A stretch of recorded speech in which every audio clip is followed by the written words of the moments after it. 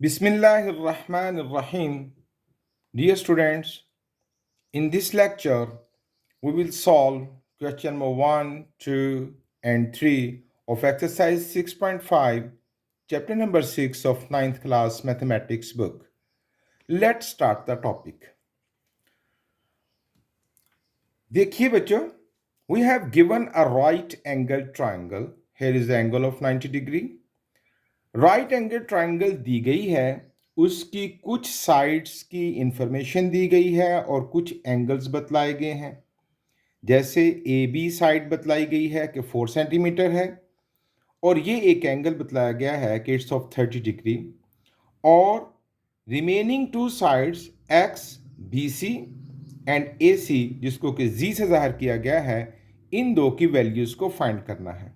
बहुत interesting topic है। यूँ समझिए कि अब से लेक्चर शुरू होने जा रहे हैं how to solve the triangle की अननोन साइड्स और एंगल्स को मालूम करने का क्या तरीका है। तो चलिए शुरू करते हैं। देखिए बच्चों, आप जितनी भी ट्रिग्नोमेट्रिक रेशियोज पढ़ चुके हैं, like sine theta is equal to perpendicular over hypotenuse, cos theta is equal to base over hypotenuse, tangent theta is equal to perpendicular over base and और इसके इनके जो रेसिप्रोकल्स हैं also those। किसी भी ट्रिग्नोमेट्रिक रेशियोज में देखिए it's a combination of 3 terms, one side, another side and one angle, यानी 2 साइड्स एंड वन एंगल। फिर देखिए यहाँ भी 2 साइड्स हैं, base is a side, hypotenuse is a side and theta is an angle। Tangent में भी देखिए perpendicular is a side, base is a side and theta is an angle. कोई भी trigonometric ratio is a combination of 3 terms. तो 3 terms में से जब कोई एक टर्म को मालूम करना हो, लाइक परपेंडिकुलर या हाइपोटेन्यूज या एंगल ऑफ रेफरेंस थीटा, तो बाकी 2 चीज़ों का हमें इल्म होना चाहिए। क्या कहना चाहता हूँ, फर्ज किया मेरे पास है a plus B plus C is equal to 20 degree और मुझे वैल्यू फाइंड करनी है c की, और मैं आपको सिर्फ a की वैल्यू दूं 20 या 10 और मैं कहूं कि आप a की वैल्यू 20 है और c मालूम कीजिए, तो मैं नहीं मालूम कर सकता क्योंकि b भी अननोन है और c भी अननोन है, और एक इक्वेशन में अगर 2 वैल्यूज़ अननोन हों तो उनकी इकट्ठे वैल्यू नहीं मालूम की जा सकती। अब अगर मैं आपको b की वैल्यू भी दे दूं तो it's quite easy to find the value of c। a की जगह वैल्यू पुट करेंगे, b की जगह वैल्यू पुट करेंगे और c इजीली कैलकुलेट हो जाएगा। तो मेथड यही है कि ट्रिग्नोमेट्रिक रेशियो से जो 3 टर्म्स का कम्बिनेशन है, हम एक ऐसा कम्बिनेशन सिलेक्ट किया करेंगे कि 2 चीज़ों की वैल्यू का पता हो और तीसरी वो अननोन हो जिसको कि हमें फाइंड करना है। इस बात को याद रखिएगा, इसी की एक्सरसाइज, इसी की प्रैक्टिस करेंगे हम ड्यूरिंग द क्वेश्चन और आप मेरी बात को और अच्छे तरीके से समझ पाएंगे। क्वेश्चन नंबर 1 है, आप देखिए अगर मैं इसको as a angle of reference use करूं तो एंगल ऑफ रेफरेंस के सामने वाली साइड को परपेंडिकुलर कहेंगे, 90 के सामने वाली साइड को hypotenuse and this one is the base. Okay, अब मुझे अगर x फाइंड करना है तो अगर मैं x और z का कम्बिनेशन लूं जो कि परपेंडिकुलर और हाइपोटेन्यूज इकट्ठे होते हैं which is equal to sine, तो ये भी अननोन है, ये भी अननोन है, ये 2 अननोन साइड्स हो जाएंगी, तो मैं x नहीं फाइंड कर सकूंगा। Okay, so sine theta which is equal to perpendicular over hypotenuse is not suitable for this question. Okay, अब अगर मैं इन 2 साइड्स का कम्बिनेशन लूं, जबकि मुझे याद रखिएगा कि मुझे x फाइंड करना है, ठीक है, अगर मैं इन 2 साइड्स का कम्बिनेशन लूं तो बेस ओवर हाइपोटेन्यूज ये हमारे इकट्ठे होते हैं cos of theta base over hypotenuse. तो यहाँ पर बात बनती नजर आ रही है कि हम यहाँ पर हाइपोटेन्यूज जिसको कि हम z लिखेंगे और बेस की वैल्यू क्या लगाएंगे हम 4 और कॉस ऑफ थीटा की वैल्यू क्या लगाएंगे 30। यूं ये एक वैल्यू अननोन हो गई। बात तो ठीक लग रही है, लेकिन हम गड़बड़ कर रहे हैं। क्यों? कि हमें तो x फाइंड करना है और इस कॉम्बिनेशन में x आया ही नहीं। सो it is also not suitable for this question. ये मैं जानबूझकर रॉन्ग ट्रिग्नोमेट्रिक रेशियोज ले रहा हूं ताकि आपको बात अच्छी समझ आ जाए। सो x फाइंड करने के लिए अगर मैं ये कॉम्बिनेशन लूं परपेंडिकुलर ओवर बेस और इस एंगल को यूज करूं, तो देखें एंगल की वैल्यू का भी पता है, हमें एक साइड का भी पता है और एक अननोन साइड बचेगी। So it is the best option to find the value of x। तो we will use perpendicular over base. तो ये कहाँ इकट्ठे होते हैं? टेंजेंट में। तो we know that tangent theta is equal to perpendicular over base. अब यहाँ वैल्यूज पुट कर देते हैं।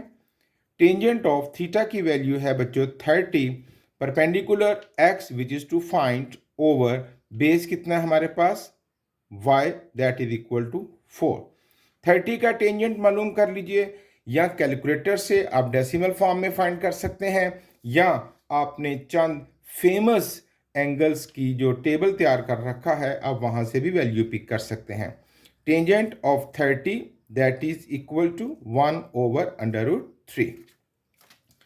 1 ओवर अंडर रूट 3। याद रहे कि आप यहां डेसिमल फॉर्म यानी कैलकुलेटर से भी 30 का टेंजेंट देख सकते हैं, like this. Tangent of 30 that is equal to under root 3 over 3, जिसको हम पॉइंट्स में कन्वर्ट करें दैट बिकम 0.577। आप ये वैल्यू भी लिख सकते हैं। Is equal to x over 4। अब मुझे x फाइंड करना है, 4 वहां जाके मल्टीप्लाई कर जाएगा, देयरफॉर x की वैल्यू बन जाएगी 4 ओवर अंडर रूट 3। इस फॉर्म में भी आप इसको छोड़ सकते हैं या डेसिमल फॉर्म यानी फ्रैक्शनल फॉर्म में भी आप इसको कन्वर्ट कर सकते हैं। ये एक वैल्यू हमने फाइंड कर ली, that is value of x। अब हमें फाइंड करना है दूसरी साइड विच इज z। तो फिर से उसी सोच के तहत ये साइड और ये साइड हम लेंगे जो कि बेस ओवर हाइपोटेन्यूज, क्योंकि इस साइड का पता है ये अननोन और ये angle of reference. Okay, again अब हम फाइंड करने जा रहे हैं z। उसके लिए बेस ओवर हाइपोटेन्यूज हम यूज करेंगे, जो कहाँ इकट्ठा होता है? कॉस में। Cos theta is equal to base over hypotenuse. Cos of 30 is equal to base की वैल्यू है हमारे पास 4 over hypotenuse which is z which is to find. 30 का कॉस आप कैलकुलेटर से भी फाइंड कर सकते हैं और या इस टेबल से भी। cos of 30 that is under root 3 over 2. Under root 3 over 2 is equal to 4 over z। ये वहां जाके मल्टीप्लाई करेगा, ये बन जाएगा under root 3 z is equal to 4, 2 उधर जाके मल्टीप्लाई करेगा 8 and z is equal to under 8 over under root 3। Unit जो चल रहा है सेंटीमीटर, तो हम भी 7 यूनिट ज़रूर लिखेंगे। ये हमने दोनों साइड्स फाइंड कर ली जो कि मिसिंग थी इस ट्रायंगल में। यहाँ एक और बात कहना चाहूँगा, जब आपने z फाइंड करना था उससे पहले आप x की वैल्यू फाइंड कर चुके थे। तो जब x फाइंड हो चुका तो अब cos बेस ओवर हाइपोटेन्यूज की बजाय आप z मालूम करने के लिए साइन यानी परपेंडिकुलर ओवर हाइपोटेन्यूज भी ये कॉम्बिनेशन भी यूज कर सकते हैं, क्योंकि अब x अननोन नहीं है, x की वैल्यू हम फाइंड कर चुके हैं। ठीक है, तो अब जब आप साइन के साथ इसको करेंगे तब भी हमें सेम रिजल्ट ही मिलेगा। और सवाल करते हैं, यू विल बी एक्सपर्ट इंशाअल्लाह। सेकंड पार्ट करते हैं। अब हमें एंगल ऑफ रेफरेंस रेडियंस में मिला है, आप इसको डिग्री में कन्वर्ट कर सकते हैं। Pi over 4 is equal to 180 over pi, ये कट जाएगा एंड 4 4 जा 4, it is 45 degree. Okay, so theta 45 degree अब हमें फाइंड करना है x। तो x के लिए आपने z का कॉम्बिनेशन नहीं लेना क्योंकि ये अननोन है। हम ये साइड, ये एंगल और ये साइड लेंगे। देखिए, दो चीजें नोन हो गई और तीसरी अननोन हो गई। तो एंगल ऑफ रेफरेंस के सामने परपेंडिकुलर, 90 के सामने hypotenuse and this one is base. So perpendicular over base, it is the best combination to find the value of x. So we know that tangent theta is equal to perpendicular over base. Put the values. Tangent 45 is equal to perpendicular की value है under root 3 over x। Tangent 45 होता है बच्चों 1। आप यहां से value देख सकते हैं। Tangent 45 is equal to 1।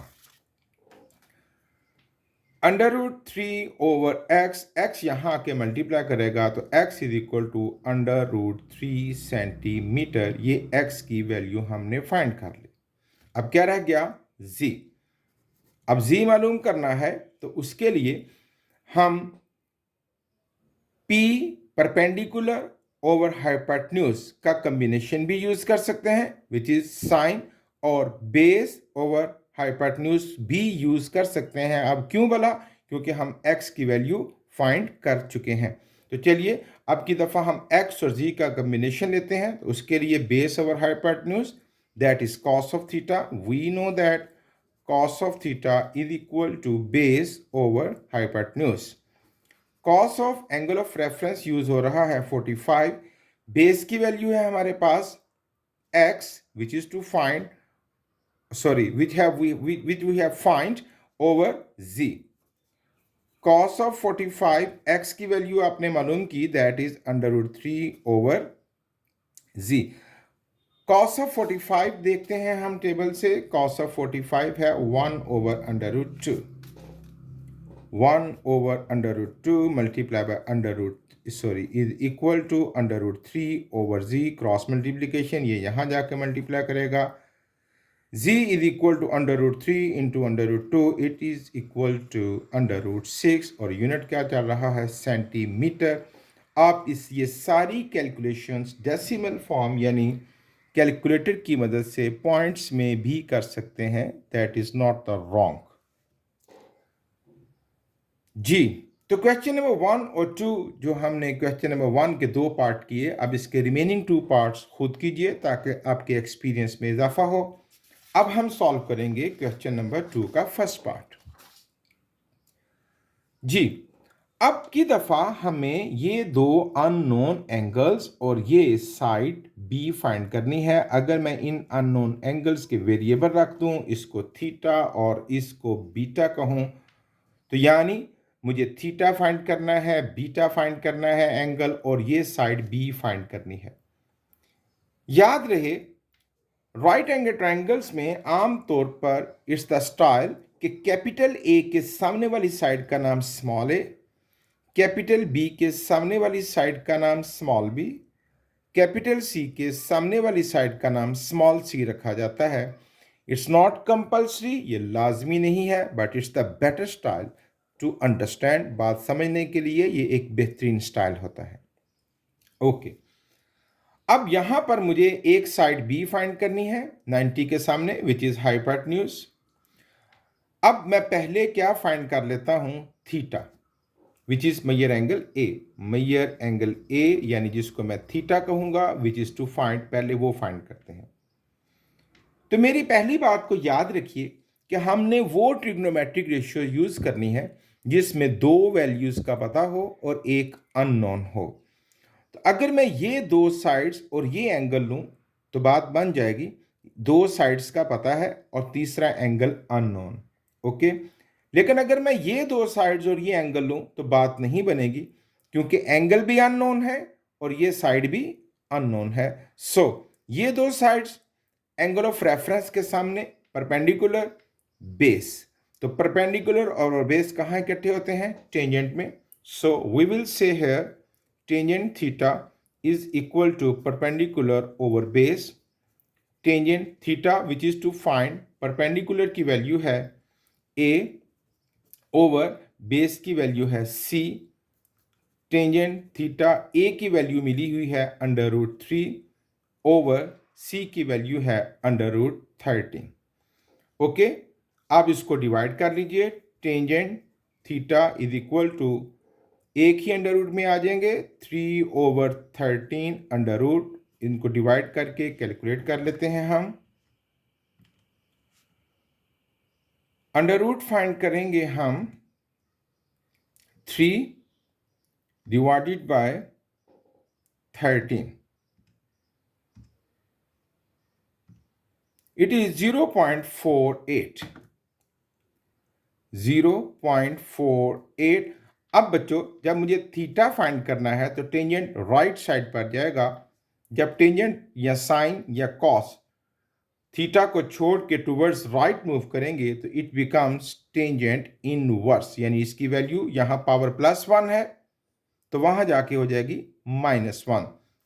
Tangent inverse 0.48। अब वो जो वैल्यू आपने फाइंड की है उसका इनवर्स टेंजेंट देखते हैं। उसका तरीका है शिफ्ट टेंजेंट और जो भी वो वैल्यू थी, and that is 25.65 degree. 25.65 degree, ये एंगल हमने फाइंड कर लिया। ओके अब हम ये वाला बीटा फाइंड करते हैं, यानी ये एक रिजल्ट आ गया। अब हम फाइंड करेंगे मेजर एंगल सी, जिसको कि हम बीटा कहेंगे, उसको फाइंड करना है। तो फिर से अगर मैं इन दो साइड्स का कॉम्बिनेशन लूं तो इट्स नॉट बेटर, क्योंकि एंगल का भी पता नहीं और एक साइड भी अननोन है। अगर मैं इन दो साइड्स के साथ इस एंगल का कॉम्बिनेशन लूं, इट्स द बेटर डिसीजन, क्योंकि ये दोनों साइड्स का पता है and angle is unknown. Okay, अब यहां पर एक बात याद रखिएगा, जब एंगल ऑफ रेफरेंस ये बन गया तो परपेंडिकुलर यहां आ जाएगा और ये साइड क्या बन जाएगी, base, because we know that perpendicular is the side opposite to the angle of reference. तो फिर से परपेंडिकुलर और बेस कहाँ इकट्ठे होंगे, टेंजेंट में। फिर वही tangent of beta is equal to perpendicular over base. Tangent of beta, perpendicular की वैल्यू है हमारे पास √13 ओवर बेस की वैल्यू है √3। टेंजेंट ऑफ बीटा, ये एक ही अंडर रूट में आ जाएंगे √13 इसको कैलकुलेट कर लेते हैं and beta is equal to tangent inverse. Solve करते हैं हम। √13 divided by 3 which gives us 2.08, और अब हम इसका 2.08, अब इसका इनवर्स टेंजेंट देखेंगे। Shift tangent and that is 64.34 degree. ये देखिए, ये थीटा था और ये हमने बीटा फाइंड कर लिया। So what is the left, this side is left. तीसरी चीज अब हम फाइंड करेंगे बी। बी साइड हम फाइंड करेंगे।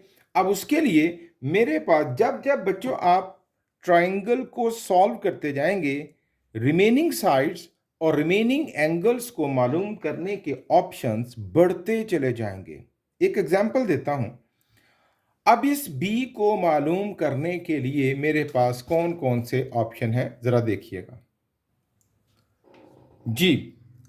अगर मैं थीटा को एंगल ऑफ रेफरेंस बनाऊं तो परपेंडिकुलर ओवर हाइपोटेन्यूज, मैं साइन थीटा यूज करके भी इसको फाइंड कर सकता हूं, क्योंकि मेरे पास परपेंडिकुलर की वैल्यू है और थीटा भी मैं मालूम कर चुका हूं, तो हाइपोटेन्यूज निकल आएगा, एक ऑप्शन। दूसरा ऑप्शन, मैं इस बी को मालूम करने के लिए थीटा की ही रेफरेंस रखते हुए बेस ओवर हाइपोटेन्यूज यानी cos of theta B use कर सकता हूं, बेस ओवर हाइपोटेन्यूज, क्योंकि थीटा मालूम है और बेस की वैल्यू भी मालूम है, हाइपोटेन्यूज में आसानी से फाइंड कर सकता हूं। दो ऑप्शन हो गए। तीसरा ऑप्शन, मैं एंगल ऑफ रेफरेंस थीटा नहीं बीटा यूज कर लेता हूं। जब एंगल ऑफ रेफरेंस बीटा, क्योंकि मेरे पास बीटा की वैल्यू भी मैं फाइंड कर चुका हूं, ये देखिए। ओके, जब मैं बीटा भी फाइंड कर चुका हूं तो अब मैं इसको बी को मालूम करने के लिए साइन यानी परपेंडिकुलर ओवर हाइपोटेन्यूज, मैं sine of beta perpendicular over hypotenuse ये कॉम्बिनेशन भी यूज कर सकता हूं क्योंकि बीटा की वैल्यू भी है और परपेंडिकुलर वैल्यू भी है और तीसरी अननोन हो गई।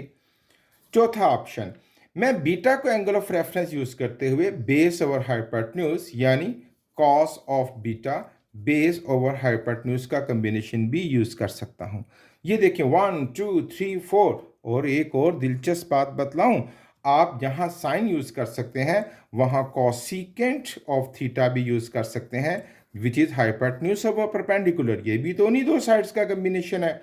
जहां पर आप कॉस यूज कर सकते हैं वहां सीकेंट थीटा भी यूज कर सकते हैं हाइपोटेन्यूज ओवर बेस।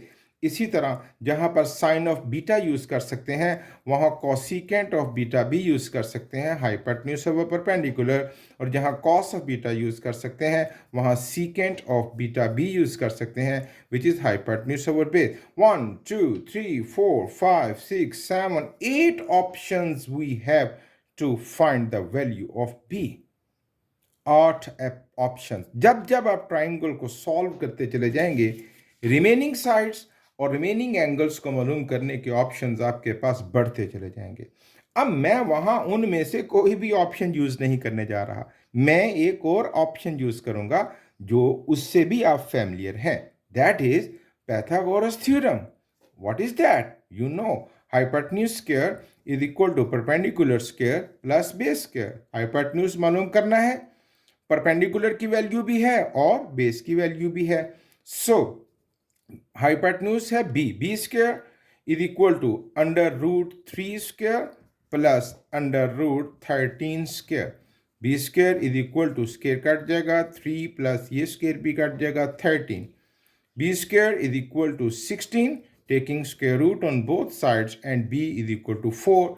यूनिट क्या चल रहा है? Centimetre. We will write centimetre over here. आप अगर अपने मैथ्स को अच्छा सुपर डुपर करना चाहते हैं तो वो जितने भी ऑप्शंस मैंने आपको बतलाए हैं किसी भी एक सवाल में आप उनको अटेम्प्ट करके देखिए, आपका कॉन्फिडेंस लेवल भी बढ़ जाएगा और आपका कॉन्सेप्चुअल लेवल भी बढ़ जाएगा। ये था क्वेश्चन नंबर 2 के फर्स्ट पार्ट के रिमेनिंग एंगल्स और साइड्स जो मैंने आपको मालूम करके दी। It was the third result.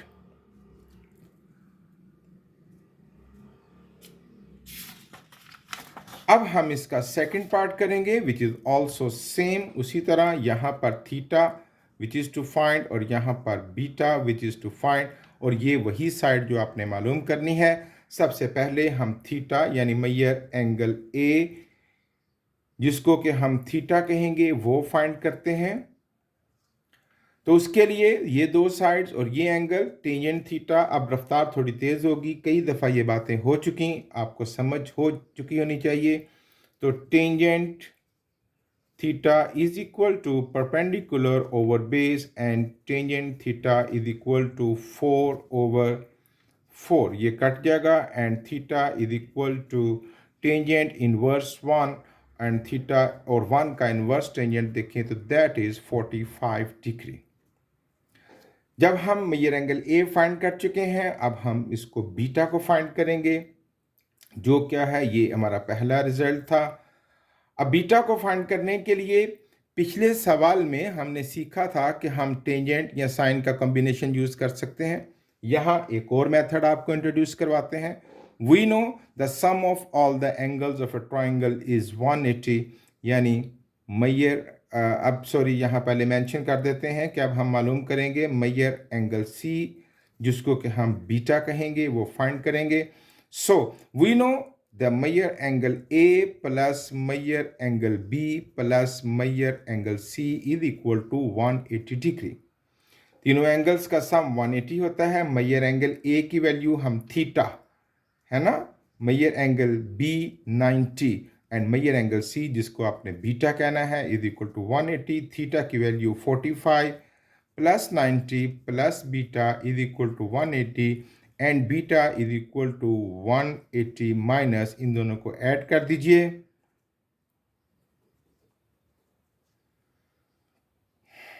One 135 minus कर दीजिए and beta is equal to 45 degree. It is the second result. हमने पिछले सवाल में इस बीटा को trigonometric ratio sine cos tangent की मदद से सॉल्व किया था। वो मेथड भी आप यूज़ कर सकते हैं। यहाँ एक और मेथड आपको इंट्रोड्यूस करवाया जा रहा है।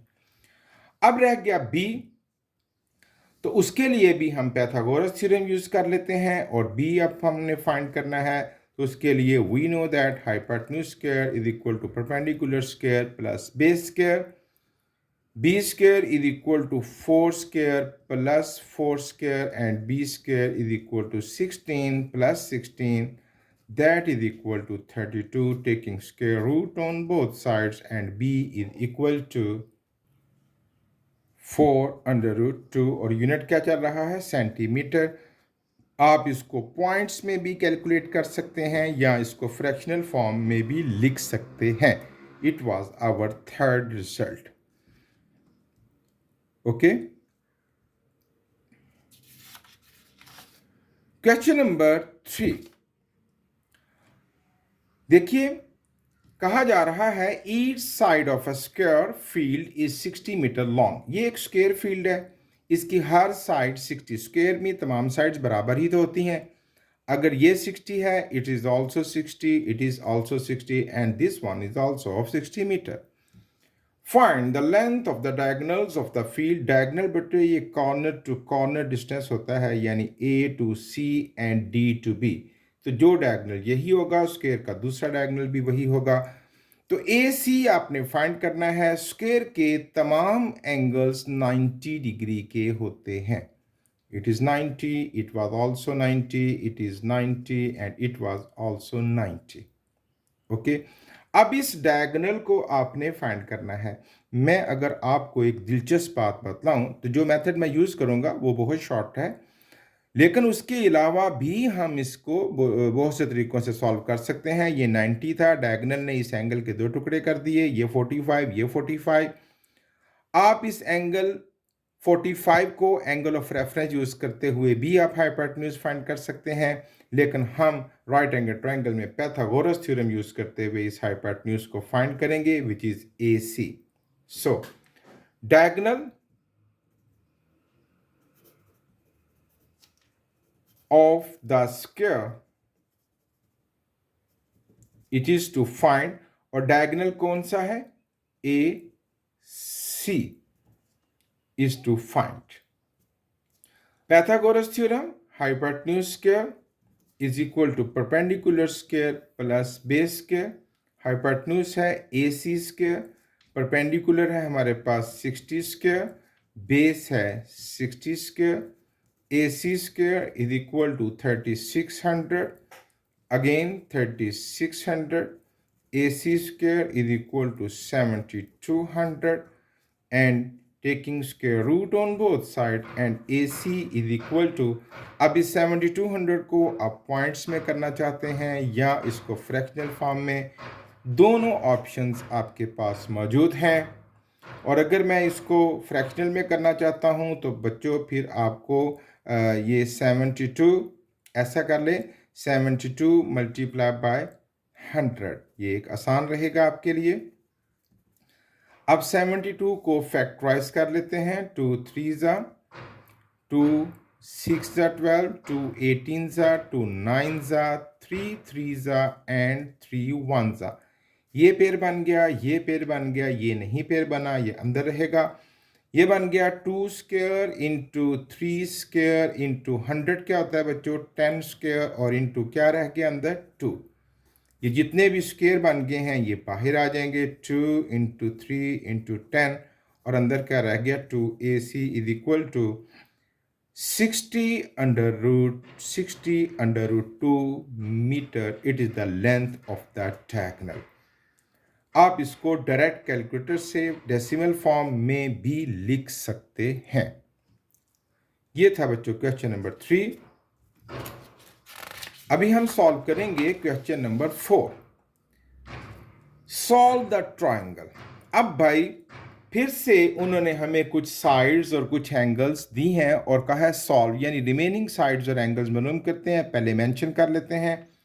Measure angle B is of 90 degree, major angle C is of 60 degree, और मैंने बतलाया था कैपिटल ए के सामने वाली साइड का नाम स्मॉल ए, कैपिटल बी के सामने वाली साइड का नाम स्मॉल बी, कैपिटल सी के सामने वाली साइड का नाम स्मॉल सी रखा जाना चाहिए। तो अब मेरे पास सी की जो वैल्यू है वो यहाँ है 3√3। ए भी मालूम करना है हमने, बी ये साइड भी मालूम करनी है, और ये वाला एंगल थीटा बी मालूम करना है। 1 2 3 एंड 4 मेंबर्स, 4 एलिमेंट्स आपने इस ट्रायंगल के सॉल्व करने हैं। चलिए शुरू करते हैं। सबसे पहले थीटा मालूम करते हैं, यानी मैयर एंगल ए। तो उसके लिए हम ट्रायंगल का पोस्टुलेट लगा लेते हैं, major angle A plus major angle B plus major angle C is equal to 180। Major angle A theta which is to find major angle B 90 है, प्लस मैयर एंगल सी 60 है is equal to 180, and theta is equal to 180 minus 150, ये वहां जाके minus होगा, and theta is equal to 30 degree. ये हमारा पहला result आ गया, थीटा हमने फाइंड कर लिया। अब इस साइड को फाइंड करना है ए, तो फिर पिछली बातों को जहन में लाइए कि अब जब थीटा मालूम हो चुका है, यहां लिख लेते हैं 30 डिग्री। ये एंगल यूज करेंगे, उसके सामने वाली साइड परपेंडिकुलर, और ये बेस, एक वो साइड जो अननोन है और एक वो साइड जो नोन है, और उसके साथ एक एंगल जिसकी वैल्यू का पता है। तो टेंजेंट थीटा अब हम इसमें यूज करेंगे। अब हम मालूम करने जा रहे हैं साइड ए। ओके, उसके लिए tangent theta is equal to perpendicular over base and tangent 30। Perpendicular की value a which is to find, और बेस की वैल्यू c जो कि है 3√3। 30 का टेंजेंट हम टेबल से देखते हैं,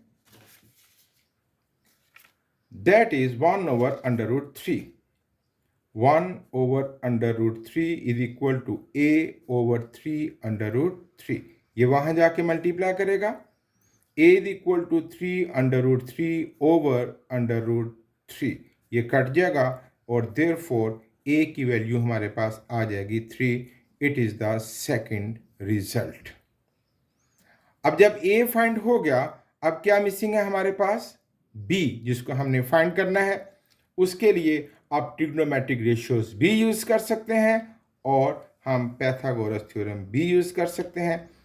b मालूम करना है, और उसके लिए हाइपोटेन्यूज स्क्वायर, क्योंकि अब a की वैल्यू मालूम हो चुकी, hypotenuse square is equal to perpendicular square plus base square. B square is equal to perpendicular है हमारे पास a, और a की वैल्यू आपने मालूम की थी, दैट इज 3 स्क्वायर, और बेस है 3√3 square. B square is equal to 9 plus इसका स्क्वायर अलग अलग हो जाएगा बच्चों, 3 का स्क्वायर अलग हो जाएगा और √3 का स्क्वायर अलग हो जाएगा। B square is equal to 9 plus 3 का स्क्वायर 9 इंटू ये स्क्वायर कट गया 3, and b square is equal to 9 plus 27, and b square is equal to 36, taking square root on both sides, and b is equal to 6। Unit क्या चल रहा है, centimetre, so we will write here centimetre, और यहाँ a की value जो मालूम की उसके साथ भी सेंटीमीटर। तो यूं हमने ट्राइंगल की जो रिमेनिंग पार्ट्स थे जो मिसिंग थे वो हमने फाइंड कर लिए। ये है सॉल्व द ट्रायंगल। कुछ और पार्ट करते हैं क्वेश्चन नंबर 4 के सेकंड पार्ट। फिर से मैयर एंगल बी है हमारे पास 90 डिग्री, कैपिटल ए के सामने वाली साइड का नाम स्मॉल ए, कैपिटल बी के सामने वाली साइड का नाम स्मॉल बी, कैपिटल सी के सामने वाली साइड का नाम स्मॉल सी। ए की वैल्यू है 8 सेंटीमीटर। मैयर एंगल सी दिया हुआ है 45 डिग्री, और बी और सी आपने मालूम करने हैं। तो पहले मैयर एंगल ए, जिसको हम थीटा कह देते हैं, वो फाइंड कर लेते हैं। मैयर एंगल ए यानी theta which is to find, और उसके लिए वही ट्राइंगल का रूल यूज करते हैं।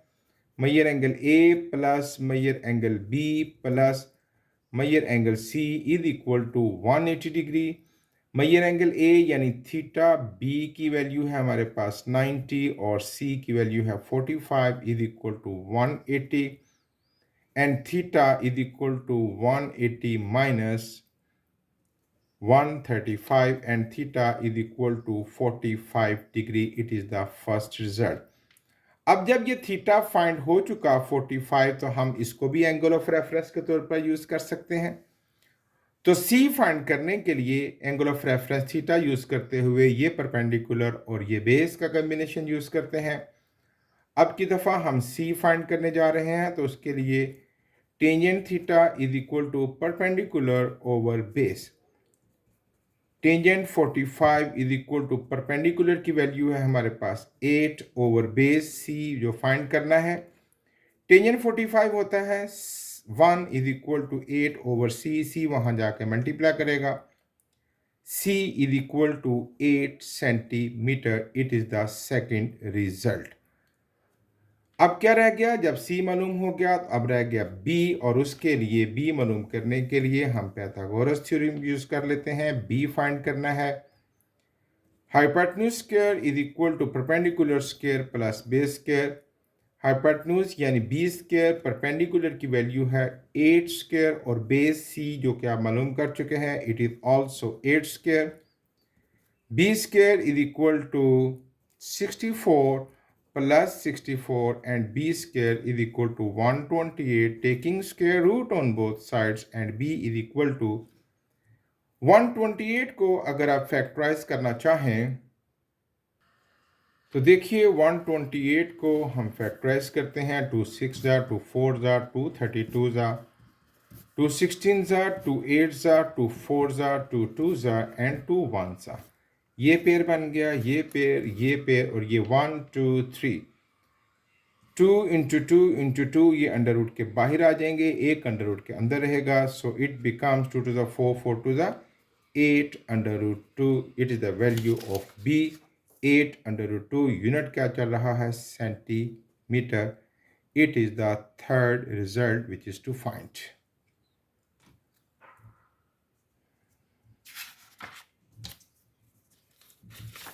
एक और पार्ट कर लेते हैं, question number 4 third part. Once again measure angle B है 90 और अब की दफा एंगल नहीं दिए हुए, यानी यहां पर theta which is to find, इसका नाम बीटा रख लेते हैं, which is to find capital A के सामने वाली side small A which is 6 centimetre, capital B के सामने वाली side small B which is also to find capital C के सामने वाली side small C which is 6 centimetre. तो पहले हम थीटा फाइंड कर लेते हैं। ओके, तो जब ये एंगल फाइंड करना है तो ये दो साइड्स लेंगे जिनकी वैल्यू का पता है। अब हम पहले मालूम करने जा रहे हैं मेजर एंगल ए यानी theta.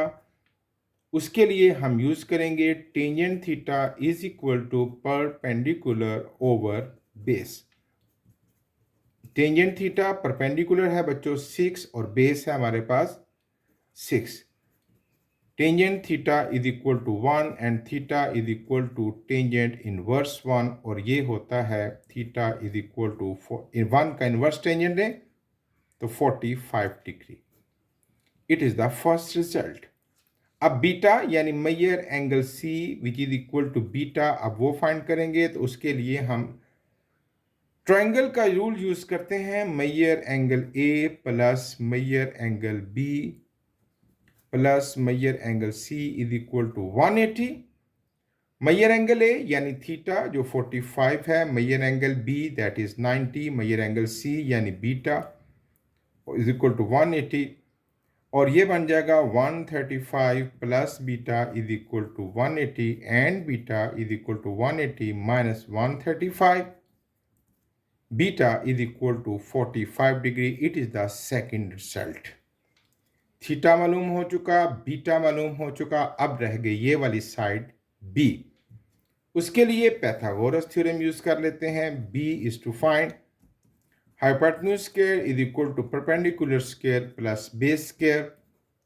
B square is equal to 6 square plus 6 square is equal to 36 plus 36 is equal to 72, taking square root on both sides, and b is equal to, अब 72 को अगर आप फैक्टराइज करना चाहें,